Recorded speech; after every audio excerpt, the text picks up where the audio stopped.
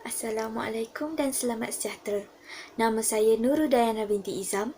Nombor matrik saya ialah A169125. Video ini dibuat untuk memenuhi penilaian 4 sebanyak 20%. Video ini mengenai refleksi kursus subjek LMCR 3202 Bahasa Melayu dalam pengurusan pejabat. Pertama sekali, refleksi terhadap keseluruhan kursus. Sebahagian daripada topik dalam kursus ini pernah dipelajari ketika saya berada di alam persekolahan. Maka, saya dapat menyegarkan kembali ingatan saya terhadap subjek Bahasa Melayu. Sebagai contoh, saya mempelajari semula tata bahasa dan mendapati bahawa saya kini tidak lagi berapa pasti dengan ejaan atau penggunaan kata yang betul. Selain itu, pembelajaran subjek Bahasa Melayu ini sedikit berbeza dengan perkara yang dipelajari di sekolah kerana subjek ini berada pada peringkat universiti.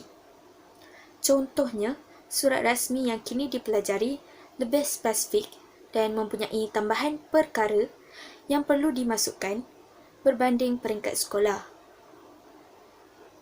Disebabkan subjek ini merujuk dalam pengurusan pejabat, pengetahuan ini dapat digunakan sebagai persediaan ke alam pekerjaan kelak.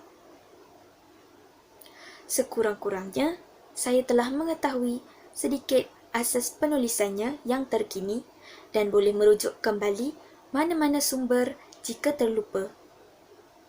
Oleh itu, saya merasakan pilihan untuk mengambil subjek ini amat tepat. Saya juga dapat menilai tahap pengetahuan dan pemahaman saya dalam subjek Bahasa Melayu ini setelah lama ditinggalkan. Saya juga mendapat ilmu baru seperti membuat memo, laporan, kertas kerja dan lain-lain lagi. Saya bersyukur dapat mengambil kursus ini ketika masih menjadi pelajar universiti kerana dapat menjadi tambahan ilmu am dan saya juga dapat mempraktikkannya kelak. Kedua, refleksi terhadap pengajar. Saya daripada set 10 dan mendapat bimbingan daripada pengajar saya iaitu Encik Daeng Zairi Makruf. Beliau akan mengingatkan kami di WhatsApp mengenai nota, kuis atau latihan yang telah dimuat naik. Beliau juga akan memberi peringatan mengenai kelas, sama ada dilakukan secara virtual atau offline. Saya rasa bersyukur dengan bimbingan pengajar saya kerana beliau turut mempunyai siaran YouTube sendiri yang menunjukkan penerangan-penerangan mengenai topik yang saya pelajari dalam kursus ini.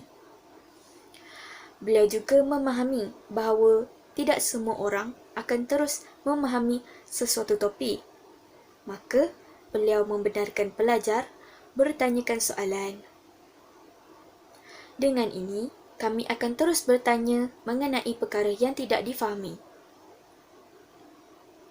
Beliau juga mahukan pelajar untuk dapat menambah ilmu dalam kursus ini supaya pelajar dapat menggunakannya dengan sebaik mungkin pada masa hadapan. Akhir sekali, refleksi terhadap kemudahan sesi PDP. Sejak COVID-19 bermula, saya menggunakan internet sebagai medium untuk menghadiri kelas secara dalam talian. Oleh itu, tidak semua orang mempunyai talian internet yang baik. Maka, pengajar saya hanya membuat kelas secara virtual iaitu di Meet sebanyak 3 kali. Pertemuan pertama ketika awal semester, pertemuan kedua dalam pertengahan semester dan pertemuan ketiga adalah ketika penghujung semester. Kursus ini juga hanya 2 jam, maka kelas pun tidak diadakan terlalu lama kerana mempertimbangkan talian internet sebahagian pelajar yang lambat. Kelas-kelas lain akan diadakan secara offline, iaitu melalui WhatsApp. Semua pelajar mesti online selama 2 jam tersebut untuk membaca nota yang disediakan. Kemudian, pelajar boleh terus bertanya dalam WhatsApp mengenai apa-apa yang kurang jelas dalam nota tersebut. Oleh itu, cara yang digunakan ini bagus kerana pelajar tetap dapat belajar walaupun secara offline di WhatsApp. Maka, setakat ini sahaja video refleksi bahasa Melayu dalam pengurusan pejabat. Sekian, terima kasih.